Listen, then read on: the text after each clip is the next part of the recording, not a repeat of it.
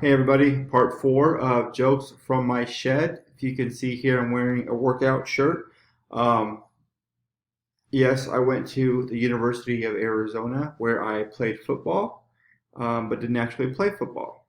I was on the team, but didn't. I played a one game against USC, and Jason Johnson threw an interception. So thanks, Jason, for nothing.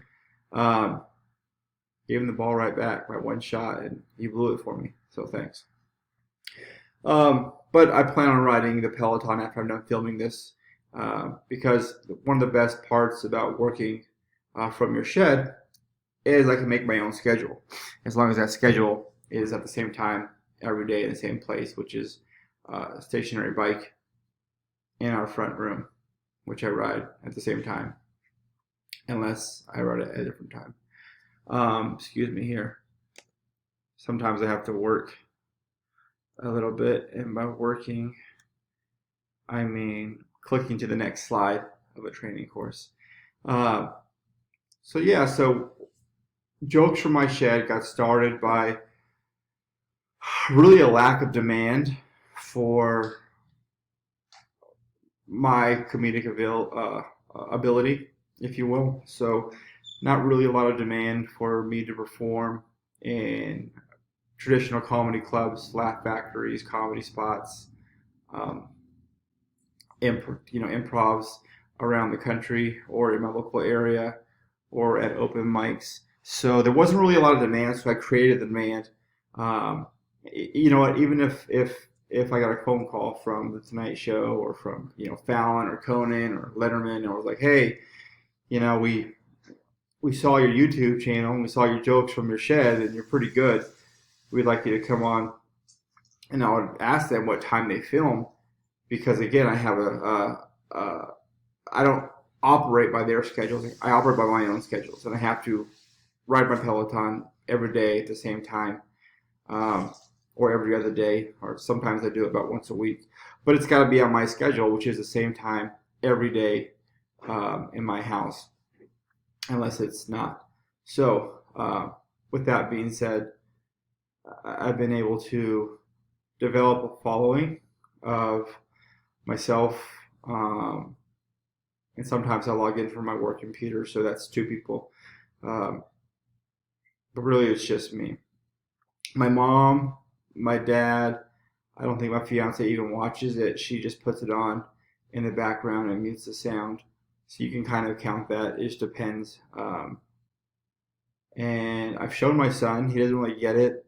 He's a year and a half, but a lot of the jokes are about him, or he's the inspiration behind it. But so that's a little bit more of how Jokes from My Shed, got started.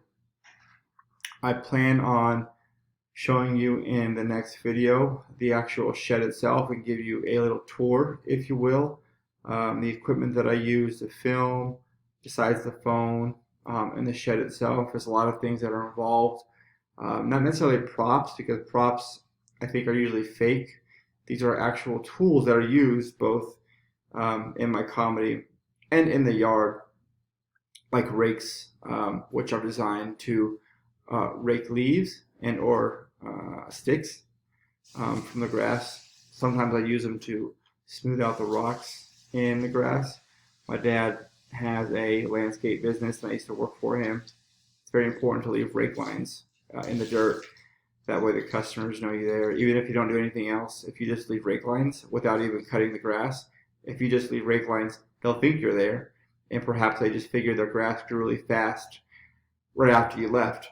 But the lines in the gravel and in the dirt, they stayed there. So, in my opinion, that's as good as cutting the grass itself. I don't work for him anymore. He fired me. But, what else? Any other questions? You guys have any questions? Leave a comment below. I'll do my best to get back to them, as long as I'm not at one of my scheduled events in my shed or on my Peloton. So, let me give you another example of a joke here that I came up with. Oh, sorry. And you guys get these spam calls from all these people trying to sell you stuff or trying to get you to watch their YouTube channel and their jokes from their shed. Um, oh, it's funny.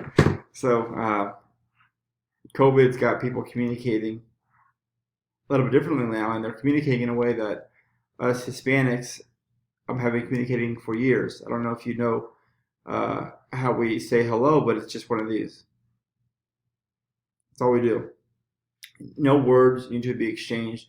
But now with COVID, you're wearing a mask the entire time. So you have your mask on, and you really can't talk because they can't hear what you're saying. It's mumbled, and so people with their mask on, they just go, and that's not really a funny joke. This is good. We're doing this right now and testing this out because that was actually a horrible joke. So I'm gonna delete that from my notepad. Never say that again. And if you please don't tell anybody I said that because it wasn't very funny. Tell them somebody else said it. That's not very funny. Like, what's that guy's name? That was an Employee of the Month. Dane Cook. He's a horrible comedian. Don't like him at all. But anyways, so in the next episode, we're gonna give you a little tour of the shed, and then from there, hopefully, start seeing some of this stuff go out. As long as my iPhone comes, once my Verizon account gets reactivated from fraudulent charges, which were made by myself. Thanks.